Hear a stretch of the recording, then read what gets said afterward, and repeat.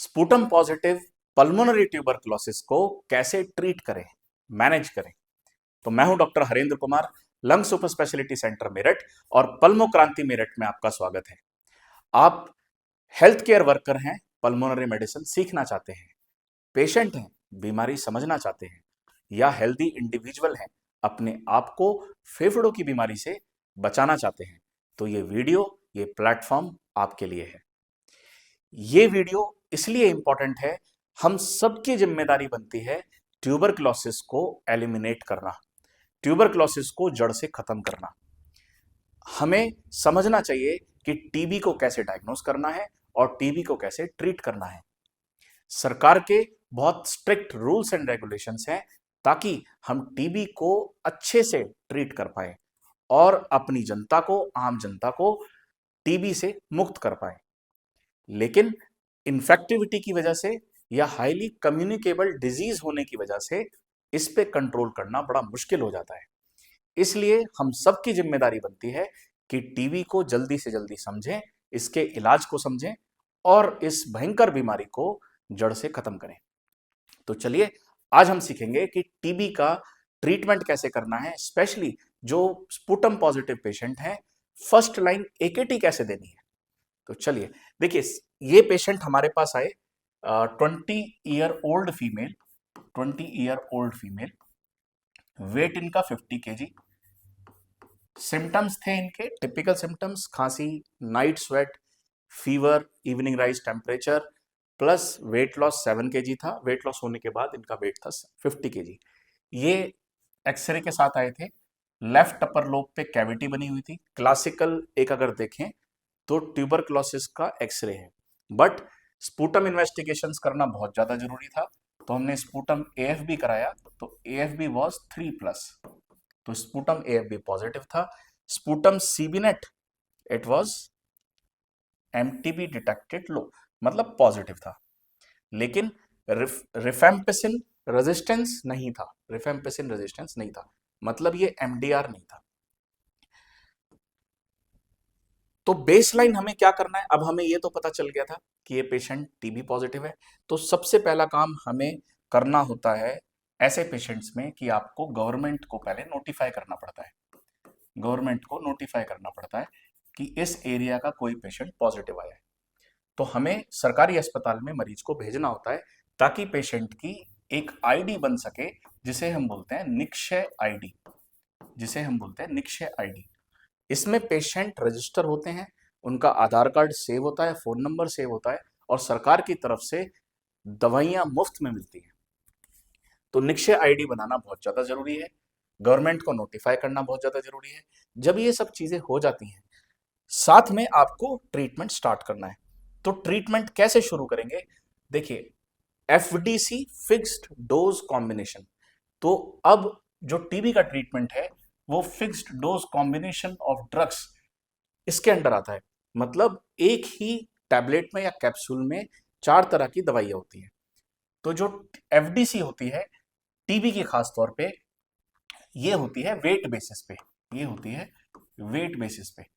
तो पहले हम ये जान लेते हैं कि सिंगल टैबलेट के अंदर, एक टैबलेट के अंदर कौन कौन से ड्रग्स अवेलेबल हैं। तो इसमें 4 ड्रग अवेलेबल होते हैं, आइसोनियाजिड, रिफेम्पिसिन, इथम्बिटॉल और पायराजिनामाइड। तो ये 4 ड्रग अवेलेबल होते हैं। तो आइसोनियाजिड की डोज होती है 75 मिलीग्राम, 75 मिलीग्राम। मतलब एक टैबलेट के अंदर आइसोनियाजिड की कितनी डोज होगी, 75। रिफेम्पिसिन की डोज होती है 155 मिलीग्राम, रिफेम्पिसिन 155 मिलीग्राम, इथम्बिटॉल 275 और पायराजिनामाइड 400। तो ये आपको बिल्कुल रटना है कि आइसोनियाजिड की डोज कितनी है, 75, रिफेम्पिसिन 150, इथम्बिटॉल 275 और पायराजिनामाइड 400 मिलीग्राम पर टैबलेट। अब हमें क्या करना होता है, हमें पेशेंट का चार्ट बनाना होता है वेट के आधार पे। तो वेट के आधार पे हमें पेशेंट को दवाई देनी होती है। तो अगर पेशेंट का वेट 25 से 39 है, मतलब अगर पेशेंट का वेट 25 से 39 है, मतलब 25 किलो से 39 किलोग्राम का पेशेंट है, तो हमें देनी है 2 टैबलेट्स। तो हमें देनी है 2 टैबलेट। 40 से 54, 40 से 54 का वेट है, 54 का वेट है, तो आपको कितनी टैबलेट देनी है? आपको देनी है 3 टैबलेट। और 55 से 55 से 69, तो आपको देनी है 4 टैबलेट। और मोर देन 70 है, अगर 70 से ज्यादा वेट है, मोर देन 70 केजी है, तो आपको देनी है 5 टैबलेट्स। तो इस तरीके से आपको ध्यान रखना है, मतलब एफडीसी एक टैबलेट के अंदर ही 4 ड्रग हैं, और आपको वेट के आधार पे 1 टैबलेट देनी है, 2 टैबलेट देनी है, या 3, 4, 5। तो 25 to 39 kg 2 tablets, 40 to 54 kg 3 tablets, 55 to 69 4 tablets, और मोर देन 70 5 टैबलेट्स। ये आपको याद करना है। अब आपने ये चूज कर लिया पेशेंट को हमें कितना देना है। इसके बाद आता है आपका इंटेंसिव फेज। एक होता है इंटेंसिव फेज और एक होता है कंटिन्यूशन फेज। मतलब इंटेंसिव फेज होता है 2 महीने का, 2 मंथ, और कंटिन्यूशन फेज होता है 4 मंथ। तो जब आप इंटेंसिव फेज देंगे तो आपको ड्रग देना है HRZE। HRZE मतलब आपको चारों ड्रग देने। 2 महीने के बाद आपको देना है HRE। HRE तो 2 महीने के बाद आप पायराजोनामाइड हटा देते हैं। तो टोटल ड्यूरेशन ट्रीटमेंट का हो गया 6 month. 6 month sputum positive patients के लिए। तो आई थिंक ये आपको समझ में आ गया होगा। और हमें क्या मॉनिटर करना है? हमें मेनली मॉनिटर करना होता है पेशेंट का हीमोग्लोबिन और प्लेटलेट।